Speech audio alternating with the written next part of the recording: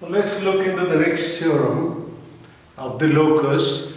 We discussed the first theorem, then the converse of this. This is the next theorem, second, and then we'll discuss the converse of this theorem. What does it say? The locus of point, the locus, again locus because we are discussing locus. The locus of point which is equidistant from two intersecting straight lines. Now we are discussing about two intersecting straight lines. These are two intersecting straight lines, AB and CD are two intersecting straight lines. So the locus of point P, the locus of point P which is equidistant from these two straight lines, intersecting straight line, will lie, according to this theorem, on the bisector of the angle. Bisector of the angle. He says the locus of point which is equidistant from two intersecting straight line, which is equidistant. So this point P is equidistant. Equidistant means if we draw perpendicular, then perpendicular distances should be equal. We are saying PM is equal to PN, perpendicular distances. Consists of a pair of straight line bisecting the angles between two lines. Here I am not showing just now pairs of straight line. I will discuss it just now after first proving one part, then I will discuss it. Now what is happening is that AB and CD are two intersecting straight line at point O. AB and CD are two intersecting straight line at point O.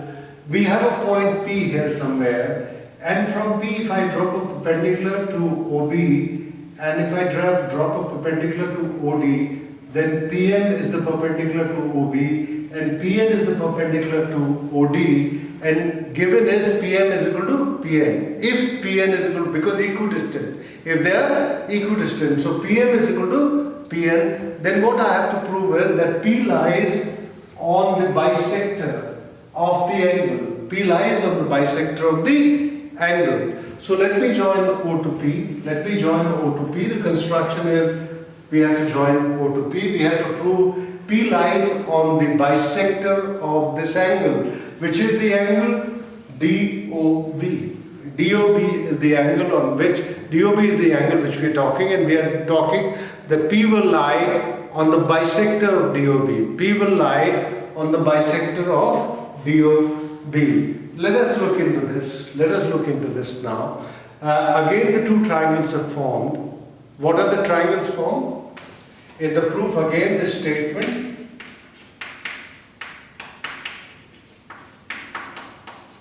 and the proof. Statement and the proof. What is the statement? Let us say that in triangle OMP and ONP, in triangle OMP and triangle ONP. In these two triangles, what happens is that OP is equal to OP. Common arm. It's a common arm for both the triangles. It is a common arm for both the triangles. It is a common arm for both the triangles. And it is given that PM is equal to PN. It is given to you. So PM is equal to PN. PM is equal to PN. It is given to us. It is given to us. You can see in the given PM should be equal to PN. PM is equal to PN. It is given to us. The other thing is that the angle PMO is equal to angle PMO is equal to 90 degree. Is equal to 90 degree. Angle PMO is equal to angle PNO is equal to 90 degree. So triangle OMP is congruent to triangle OMP. They are congruent. The condition, what is the condition of congruency? Here it is RHS. Here it is RHS. In RHS, two right angle triangles have to be there and their hypotenuses and one of the remaining sides should be equal. Here the hypotenuse is OP.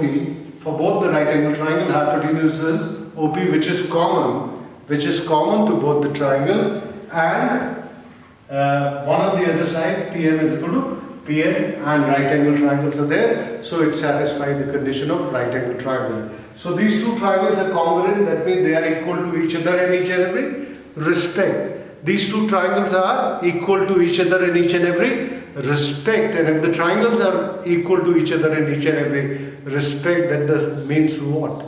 That means what? They are equal to each other in each and every respect. That means their sides will be equal, their angles will be equal, corresponding angles will be equal.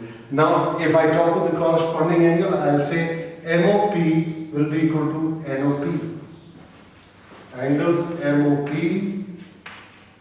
will be equal to angle MOP CPCT. Congruent part of the congruent triangles, MOP is equal to NOP. They are, this angle is equal to this angle. If this angle is equal to this angle, that means OP is the bisector. OP is the angular bisector. OP is, that is what we have to prove.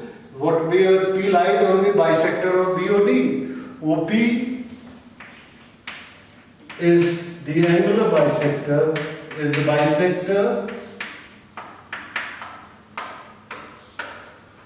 of angle BOP.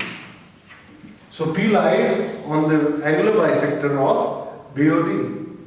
But this we have taken only one angle. Please understand. Angle DOB will be equal to angle AOC. They are vertically opposite angles or vertical angles. They are vertically opposite or vertical angles. So the line which is bisecting, OP is bisecting this angle. If I extend it back, it will bisect the angle AOC. And similarly, by taking any point on this, I can prove that that point is equidistant from this and that. We can prove, or we can take any point which will be equidistant. Similarly, if I bisect this angle, if I draw this line, then this angle will be equal to this angle, or take any point and prove it, and then you can prove that this is the angular bisector. Similarly, this can be proved to be angular bisector by using the same proposition. But it is good enough to prove one and say, similarly we can prove the other three. Similarly we can prove, because we are not going to prove the other three, it is exactly the same. So what does it say? Like P is any point here which is, whose perpendicular distance is same, equidistant, then it lies on the perpendicular bisector. Then it lies on the angular bisector. Here it is angular bisector. Similarly, if I want to take any point here, instead of drawing this, let me take a point here and drop a perpendicular here, drop a perpendicular here, join this to this, prove these two triangles to be congruent, and again when you prove these two triangles to be congruent, you will be able to prove this angle to be equal to this angle, and we will be able to say this is the angular bisector. This is the angular bisector. If this is the angular bisector, then if I extend this line, this will bisect the other angle also, because they are vertically opposite angle. After this, we will do the converse of this theorem. We will do the converse of this theorem.